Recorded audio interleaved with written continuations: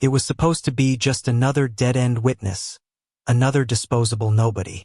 That was the lie agent Marcus Hale told himself the moment he saw him, this pale, trembling kid who looked like the world had already chewed him up and spit him out. But when their eyes met, Marcus felt something he hadn't in years. His own damn heart thudding like it remembered how to beat. Ethan Ward never imagined he would survive the night he saw his roommate murdered in cold blood. He hadn't imagined surviving at all, not when the killers had whispered his name like a curse before slipping into the shadows. Now the FBI said he was the only witness in a case so deep it stank of government cover-ups, dirty money, and blood on every set of hands. And standing in front of him was the agent they called the Ice Machine, the man who never smiled, never flinched, never cared. Except maybe he did. Marcus stood over him in the safehouse kitchen, mug in hand, broad shoulders crowding the space like a wall. Ethan's hands shook as he tried to stir sugar into his coffee, spilling it across the counter. Marcus said nothing, just reached out, steadying Ethan's wrist with one firm hand. Ethan froze. The contact burned through him like lightning, steady, unshakable, terrifying in its gentleness. "I'm not here to hurt you," Marcus said at last, his voice low, gravel scraping over stone. Ethan wanted to believe him. God, he wanted to. But belief didn't come easy to boys who had been hunted. The city outside didn't care. Rain-slicked streets gleamed beneath neon lights, while sirens wailed like distant ghosts. Marcus kept Ethan close, moving him from one safe house to another, the case files tucked under his arm like a second heart. Each detail gnawed at him, the way the cartel moved shipments, the names of politicians too clean on paper, too filthy in truth. But every time Ethan winced at the sound of a car door slamming, every time he curled smaller in his seat like he wanted to disappear, Marcus felt the old cracks in his chest splitting wider. This wasn't supposed to happen. Not to him. Not to Agent Hale, the man who buried his humanity years ago. After one mistake too many cost him a partner, a life, maybe even his soul. And yet here was Ethan Ward, with his nervous laugh and too big hoodie, tearing Marcus apart one heartbeat at a time. The first night Ethan had a nightmare, Marcus didn't move. He lay awake on the pull-out couch, jaw tight, pretending he hadn't heard the soft, broken sobs from the bedroom. But when Ethan's voice cracked on a whispered, "Please," Marcus was on his feet before he realized it, pushing open the door. Ethan sat upright, clutching the sheets like armor. His eyes were wild, wide, drowning in terror. Don't touch me," Ethan stammered, his breath coming fast. Marcus crouched at the edge of the bed, careful, cautious, his hands resting palm down on his knees where Ethan could see them. "You're safe," Marcus said. "They can't get to you here." "You don't know that," Ethan snapped, his voice breaking. "They always find me. They always." Marcus reached forward, slow as if approaching a wounded animal, and let his fingertips brush the corner of the blanket. "Not while I'm here," he said, softer now, a vow instead of reassurance. Ethan stared at him. For a long moment, silence stretched between them, heavy with everything neither of them knew how to say. Then, cautiously, Ethan let the blanket slip from his fists. His trembling eased, just enough for Marcus to see the boy beneath the fear. That was the night Marcus realized Ethan wasn't just a witness. He was the reason Marcus was still breathing. Days bled into nights, nights into days. They lived in half-packed safe houses, ate greasy takeout from cardboard boxes, spoke only when they had to. And yet, something shifted in the quiet. Marcus found himself watching the way Ethan stirred too much sugar into his coffee, the way his hair curled at his temple when it got damp, the way he tried so hard to pretend he wasn't scared even when his hands betrayed him.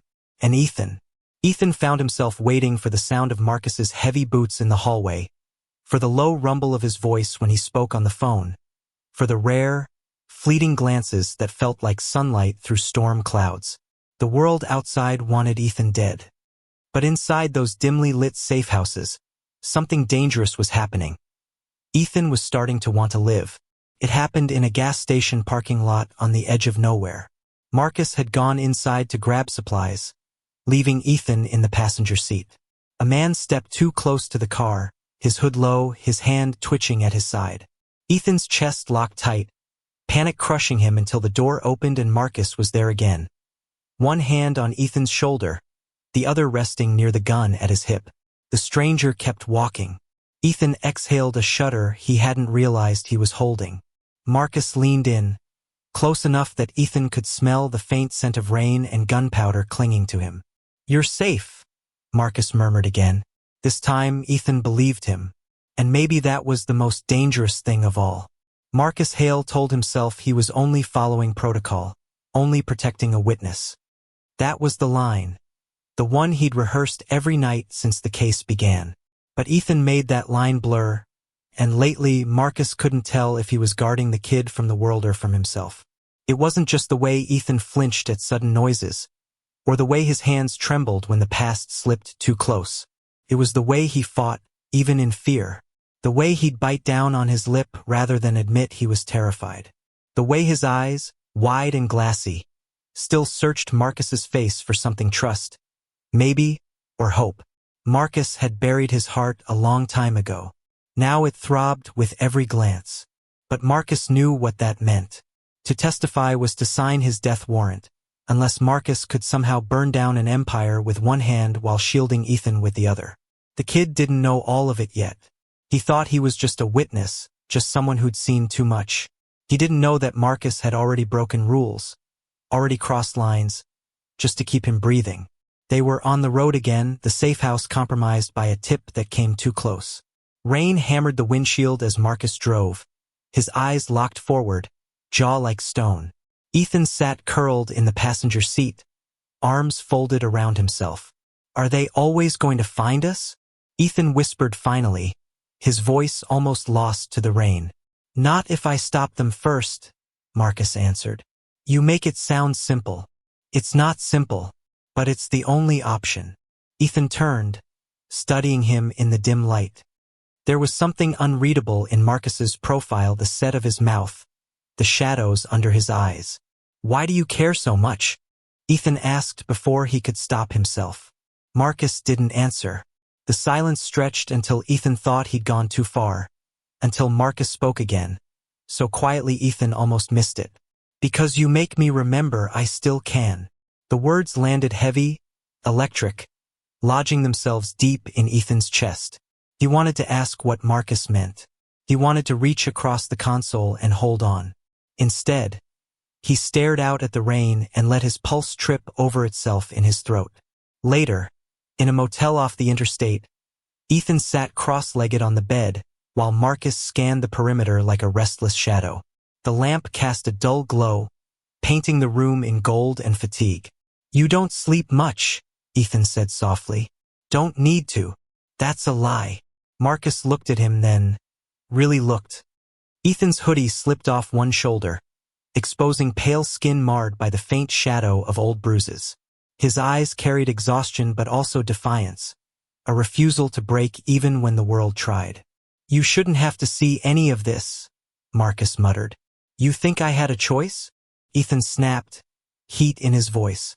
"You think I asked for any of this?" Marcus froze. Ethan immediately regretted the sharpness but didn't take it back. Instead, he wrapped his arms tighter around himself. "I didn't choose to watch my best friend die. I didn't choose to spend every night wondering if I'll wake up with a gun in my face. And I didn't choose to be dragged around the country by a man who doesn't even tell me what's going on." The words cut deep. Marcus ran a hand down his face, exhausted. "You're right," he admitted. "You didn't choose any of it. But I did. I chose to take this assignment. I chose to keep you alive. Even when it meant breaking the rules. Even when it meant painting a target on myself." Ethan blinked. "Why?" Marcus's chest rose and fell. His throat worked like the answer was something dangerous. "Because I couldn't watch you die too." The silence after that was unbearable. Ethan's eyes burned, and before he could stop himself, he reached across the space between them. His fingers brushed Marcus's wrist. Just a touch. Just enough to tether himself to something solid. Marcus didn't pull away. 2 days later, the motel erupted in gunfire. Marcus had expected it, felt the shift in the air. The way shadows seemed to linger too long. the way the clerk's eyes darted nervously. He'd been waiting for the hit, but when it came, it was faster, louder, and closer than even he predicted. Ethan dove behind the bed as bullets shredded the walls. Marcus was already at the window, firing back, his jaw clenched, movements precise. He counted shots, measured angles, kept himself between Ethan and the storm of lead. "Stay down!" he barked, his voice cutting through the chaos. Marcus, Ethan's voice cracked, raw with terror. "Stay down, Ethan." The way Marcus shouted his name wasn't just command, it was desperation. A plea. Ethan pressed his face into his knees, trembling, but he stayed. Marcus moved like a machine, every bullet another vow. Not tonight. Not him. When it was over, when the gunfire stopped and the world rang with silence, Marcus was bleeding from a graze along his arm. Ethan scrambled from behind the bed, his face pale. "You're hurt." "It's nothing," Marcus grunted, reloading. Ethan grabbed his wrist, forcing him to stop. "You're bleeding, Marcus." For the first time in years, Marcus let someone hold him still. He let Ethan's shaking hands press a towel against the wound, let him fuss and curse and tremble. He let himself feel what it meant to be cared for. And in that moment, with Ethan's face so close, with his breath warm and shaky against Marcus's skin, something inside Marcus shifted. Something irreversible. They were on the run again. Hours later, another safe house lost. Marcus drove with one hand, his injured arm stiff, while Ethan sat beside him, silent but burning. Finally, Ethan whispered, "You can't keep doing this forever." Marcus didn't look at him. "I don't plan to." "Then what?" Ethan pressed. "You think you can just kill them all? You think you can burn the whole world down to keep me safe? If I have to." Ethan's throat tightened. He wanted to scream, to tell Marcus that wasn't living, that wasn't survival. But the words tangled in his chest, because the truth was cruel. He didn't want to live without him anymore. That night, in yet another anonymous room, Marcus sat cleaning his gun while Ethan sat on the bed, staring. The air was heavy, unspoken things pressing against the walls. "Why are you doing this?" Ethan asked suddenly. Really, not the FBI version. Not the just my job excuse. The truth. Not after that night. Not after the admission that had torn out of his chest like a confession he never meant to make.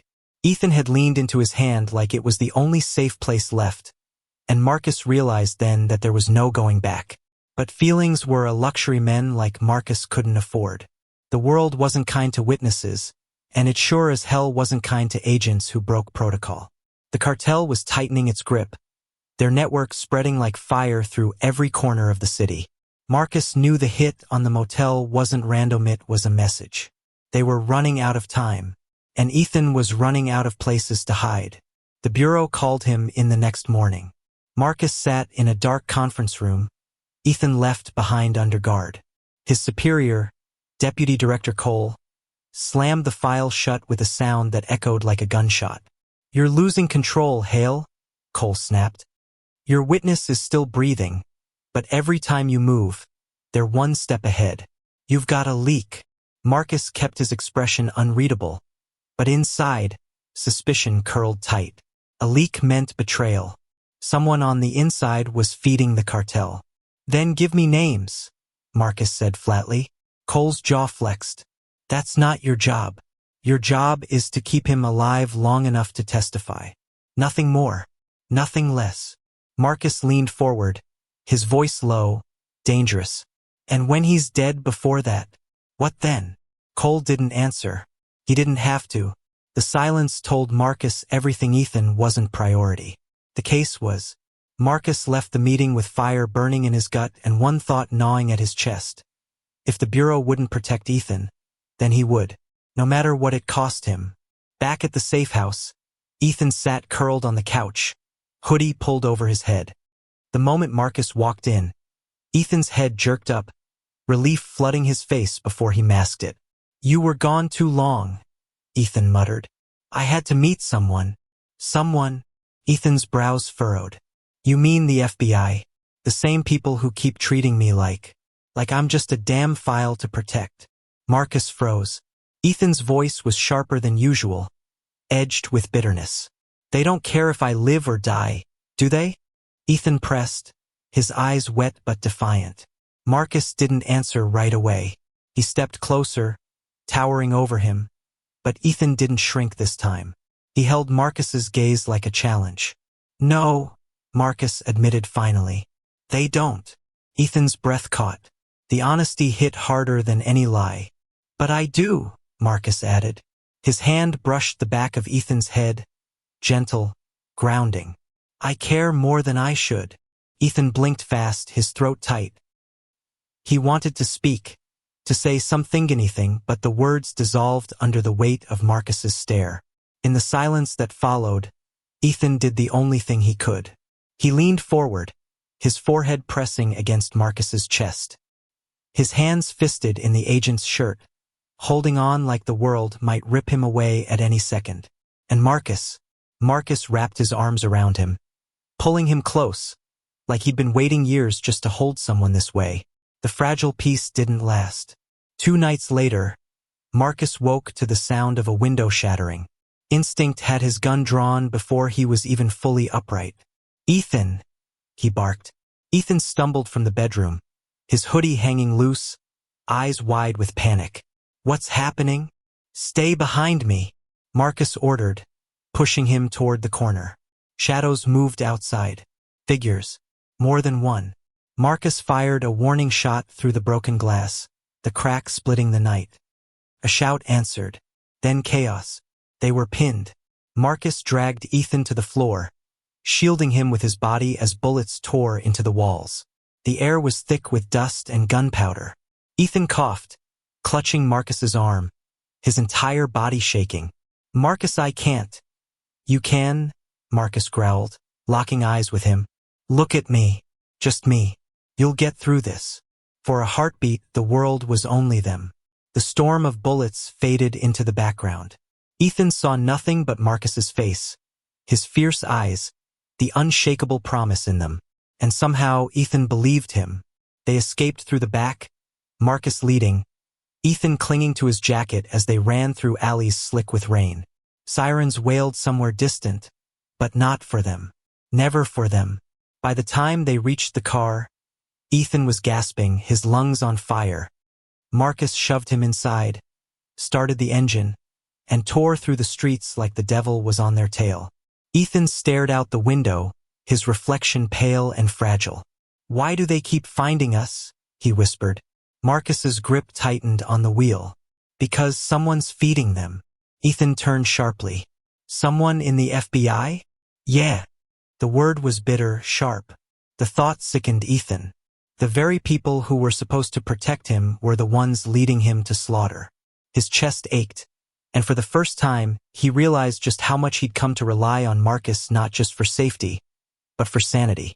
If Marcus fell, Ethan would fall too. Hours later, parked in an abandoned lot, they finally breathed. Rain pattered on the roof, soft compared to the night's violence. Marcus sat in the driver's seat, silent, his knuckles white on the steering wheel. Ethan reached out, hesitant, his hand brushing Marcus's arm. You saved me. Again. Marcus turned, his face raw, stripped of its usual mask. That's my job. No, Ethan whispered. That's you. The weight of those words hung heavy. Marcus's jaw flexed, but he didn't look away. Slowly, deliberately, he lifted his hand and placed it over Ethan's, their fingers fitting like a secret they'd both been guarding. The air between them shifted. The world outside was still chaos, but in that car it was just them. Just their breathing, their closeness, their hearts hammering against ribs that had caged them for too long. Marcus? Ethan breathed, his voice breaking, not from fear this time but from something deeper. Marcus leaned in just slightly, enough that Ethan felt the warmth of his breath. You're not alone anymore, he said. Ethan's eyes fluttered shut, and in the space between danger and desire, between duty and defiance, they finally let the walls fall. But neither of them knew the worst betrayal was still waiting, because the cartel didn't just have men with guns. They had someone inside the bureau. Someone close. And that someone had just signed Ethan's death sentence. The betrayal came like a knife in the dark. Marcus had suspected it, but suspicion wasn't enough to stop the blow when it landed. Deputy Director Cole, the man who'd lectured him, ordered him, pretended to care about justice, was the leak. The cartel wasn't just paying him off. He was orchestrating it, feeding Ethan's location, making sure the witness would never see a courtroom. The pieces slammed together like a puzzle Marcus wished he'd never solved.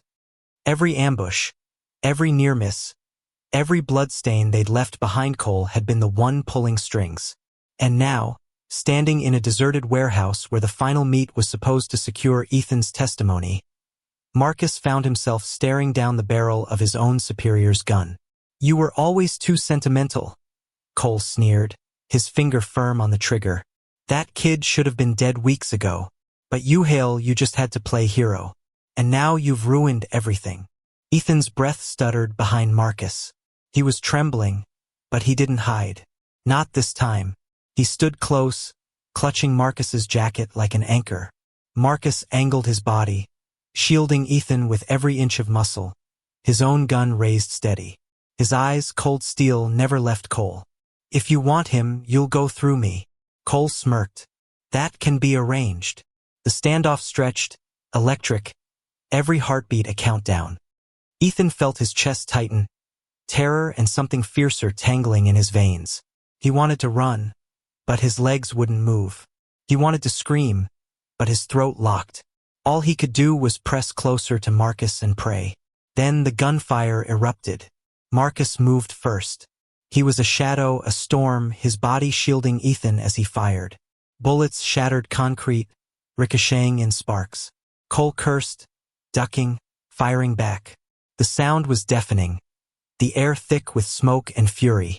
Ethan crouched low, hands over his ears, every nerve on fire.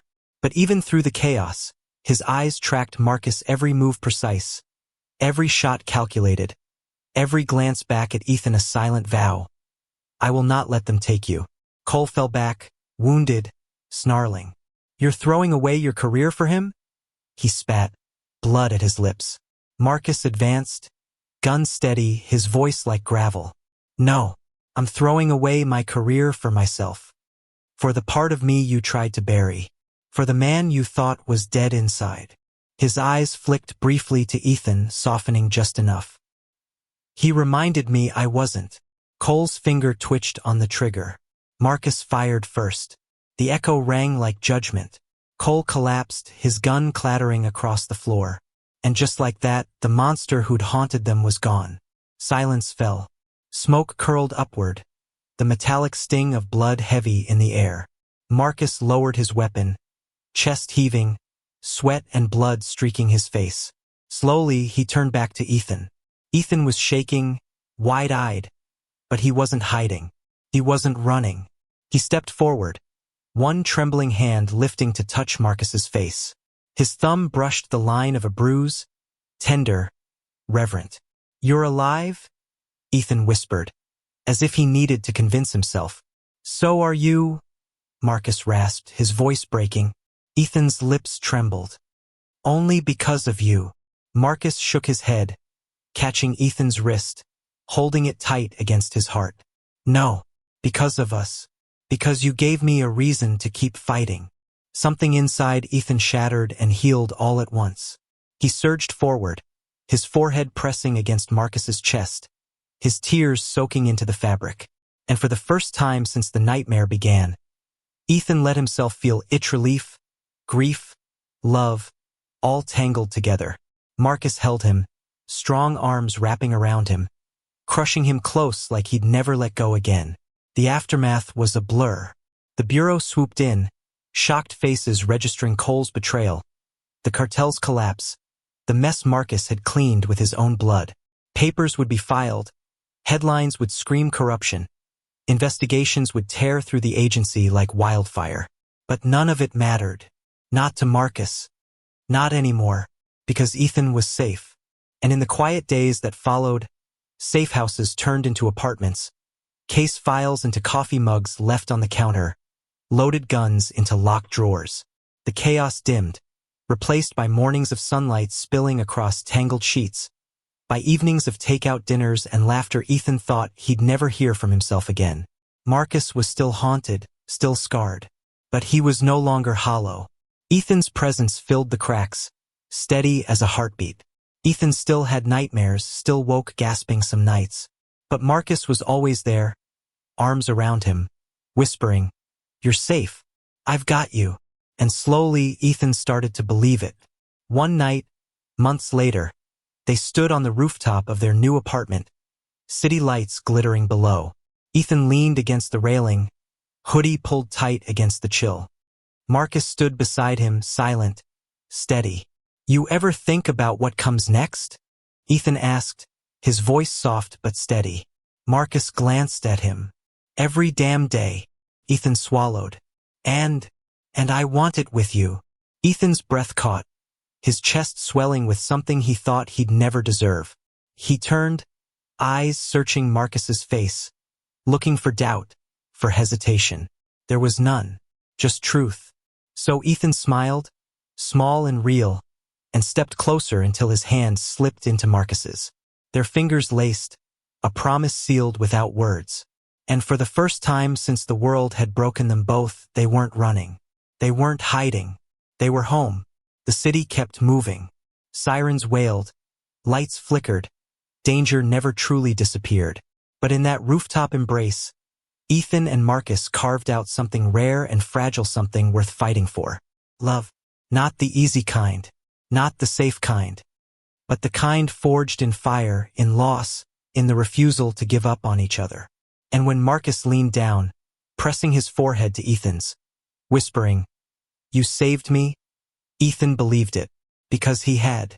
And so, the cold-hearted FBI agent who swore he had no heart left, and the trembling witness who thought he had no life ahead, stood together not as protector and protected, not as agent and witness, but as two men who had fought hell itself and chosen each other. The world hadn't given them mercy, but they had given it to each other. And that was enough. Thank you for listening. If you find it interesting, please like and subscribe to follow the next stories.